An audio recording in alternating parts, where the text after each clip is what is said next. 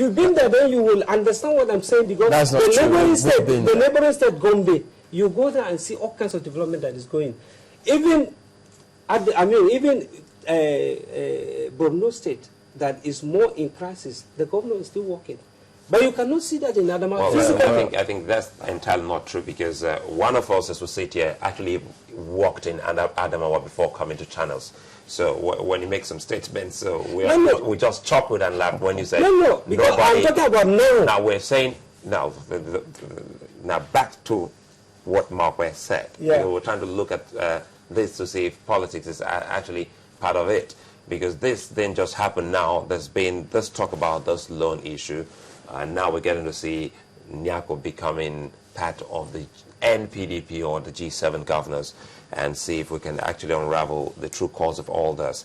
Now, this bank loan from the Islamic Development Bank, which is a no-interest loan, some wonder why you're an engineer will be so miffed that this loan is taken to develop the state. You just told us that the neighboring state is quite more developed than your own state, Adamawa State. Yeah. And if the governor and his team, they say, let's take this loan and see how we can actually catch up with development, you say that is pretty bad. Yeah, that is actually, incidentally, I will tell you, I'm not only just from Adamawa, I come from the same town with Nyako.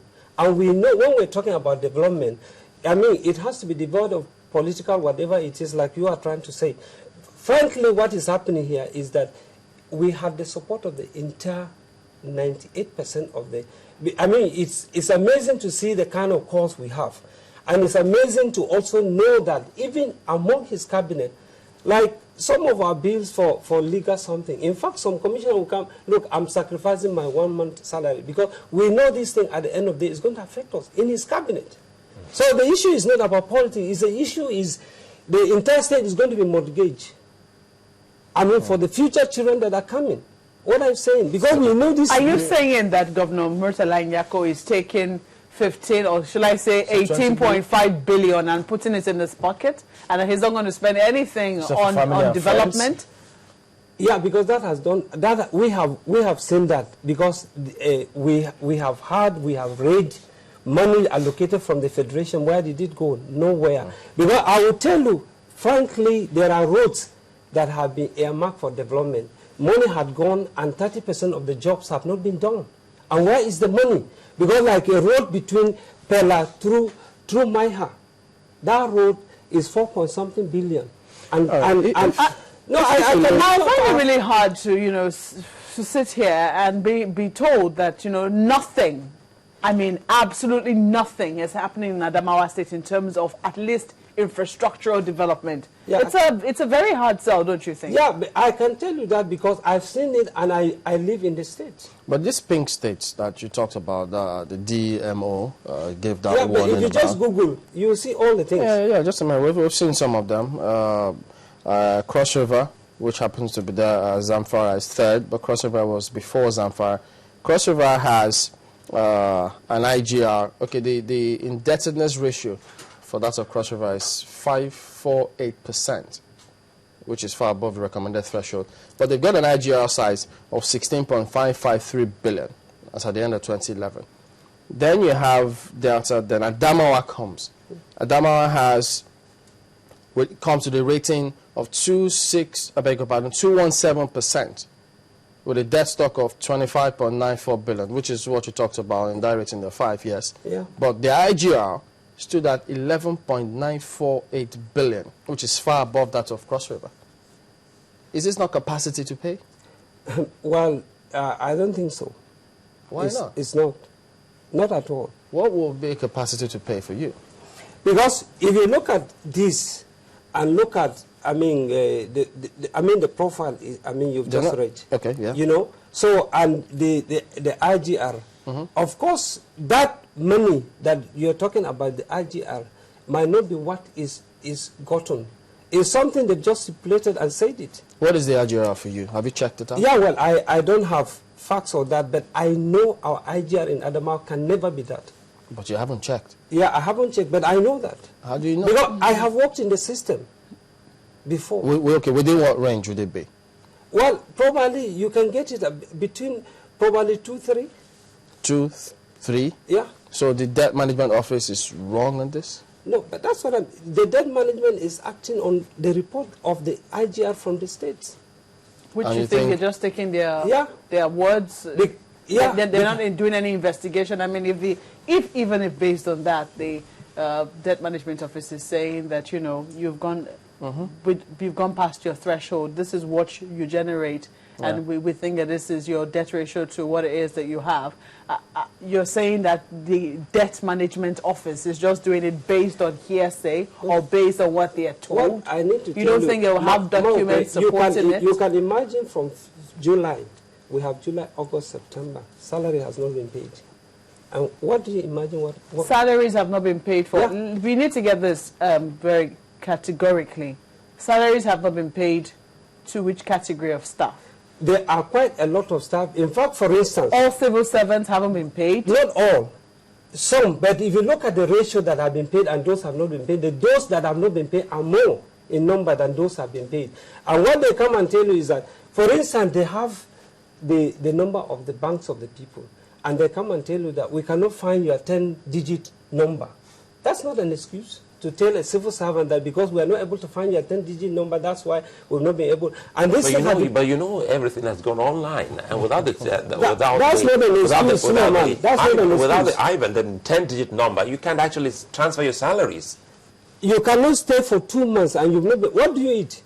Don't you understand me? Food. If the man or the woman, if my employer tells me because I still have the old account number, that is why he hasn't paid me, then I'm going to get it and let's see if he or she is going to pay me. Now, for this case in Adamawa State, if we have a whole lot of people in Adamawa State who are yet to be paid, well, it's not a good thing. But if the argument is that they still have the old account numbers, have you been able to rally since you're a member of the Save Adamawa group? Have you spoken to some of them to enlighten them on the need to go to the banks and get the 10-digit? Is it IBAN or NOBAN number? What do they call it? It's the same 10-digit they could pay in June. And what happened? I mean, it's the same number.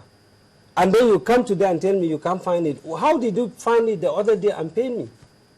So those are things, you know, we begin to ask. They're just playing with people's intelligence. Yeah, but will your opinion change if you check the IGR of Adamawa State and you find out that it's beyond what you thought it was? Well, it will not change because I know there is, at the end of the day, this money is not going to be used for the purpose. For instance, I'll give you You're assuming you know the end part of the question.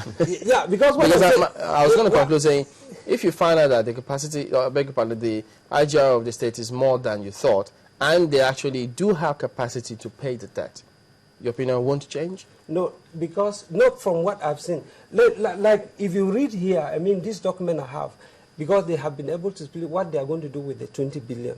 And one of it is a hospital in Mayabalwa. That is his hometown. This is the same hospital. Which is also your own hometown. Yeah, sure. Mm-hmm. And you know, that the hospital that was estimated to cost, in fact, he went on air, it costed about 8.5 billion. I mean, the construction of that. And you could find out that in the design, the specification, I have seen it before the person who was handling, because it was a steel truss. But at the end of the day, what did they end up doing? They use wood. And as I'm talking to you right now, the thing had been brought down, and they are starting at the lintel level. Were you, sorry to cut in there, were you at any point a local council chairman? Yeah. In Adamawa State? Yeah, I was a council chairman in Mayabalwa. Have you seen the war of words between the former governor, Bani Haruna, and the current governor, Murtala Nyako, over the debt profile as to what was left, the indebtedness of the state as at the time Bani Haruna was exiting government?